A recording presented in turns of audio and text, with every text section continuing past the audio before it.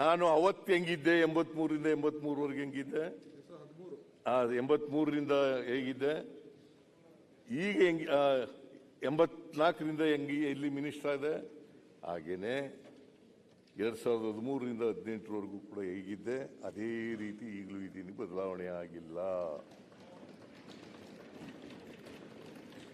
ನೀವು ನಿಮ್ ಕಡೆ ಚಪ್ಪಾಳೆನೆ ಜೋರು ಬರ್ತಾ ಇಲ್ಲ.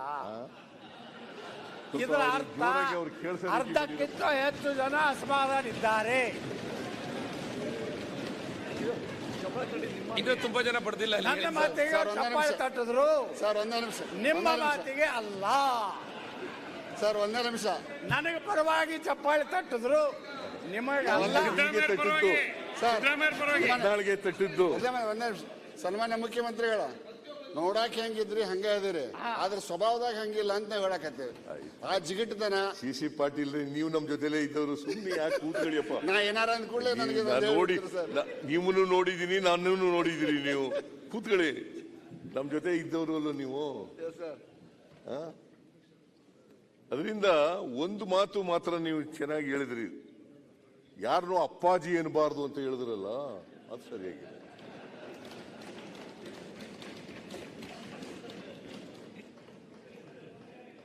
ಅಂದ್ರೆ ನಮ್ಮ ದೇಶದ correct 100% correct, I agree with you. ಯಾರು ಕಾಲು ಮುಟ್ಟಿ ನಮಸ್ಕಾರ ಮಾಡಬಾರ್ದು ಅಂತ ಹೇಳಿದವರು ನರೇಂದ್ರ ಮೋದಿ ಅವರು.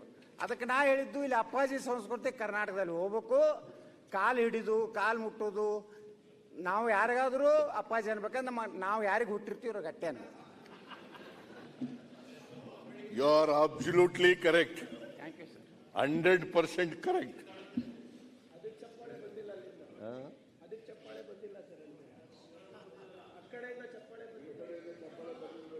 You are absolutely correct.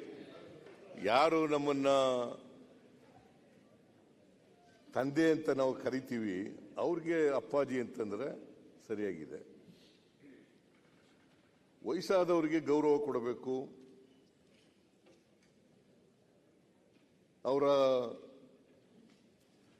ವ್ಯಕ್ತಿತ್ವಕ್ಕೆ ಗೌರವ ಕೊಡಬೇಕು, ಅವರ ಸಾಧನೆಗಳಿಗೆ ಗೌರವ ಕೊಡಬೇಕು, ಅವರ ಸಮಾಜಮುಖಿಯಾದಂಥ ಕೆಲಸಕ್ಕೆ ಗೌರವ ಕೊಡಬೇಕು. ಅದ್ರ ಬಗ್ಗೆ ಎರಡನೇ ಮಾತಿಲ್ಲ.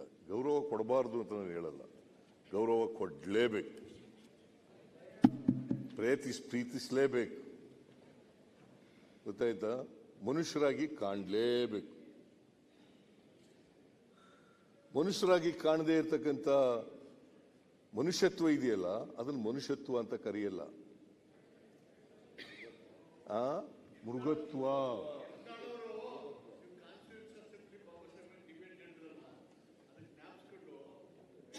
ಮಾಡಬೇಡಿ. ವ್ಯಕ್ತಿ ಪೂಜೆ ಮಾಡಿದ್ರೆ ಸರ್ವಾಧಿಕಾರಿ ಆಗ್ತಾನೆ, ಸರ್ವಾಧಿಕಾರಿ ಪ್ರಜಾಪ್ರಭುತ್ವವನ್ನು ಧ್ವಂಸ ಮಾಡ್ತಾನೆ. ಅದಕ್ಕೆ ನಿಮ್ಮಿಂದ ಪ್ರೇರಣೆ ಆಗಿ ಮಾತಾಡಿದರು ಅವರು. ಸರ್, ಒಂದೊಂದ್ಸಾರಿ ವ್ಯಕ್ತಿ ಪೂಜೆ ನಿಮ್ಮಲ್ಲಿ ಇಲ್ವಾ? ಕರೆಕ್ಟ್ ಆಗಿ ಮಾತಾಡ್ತಾರೆ. ಎಲ್ಲಿದ್ರು ವ್ಯಕ್ತಿ ಪೂಜೆ ಇದಕ್ಕೆ ಮಂತ್ರಿ ಆದ್ರಲ್ಲ.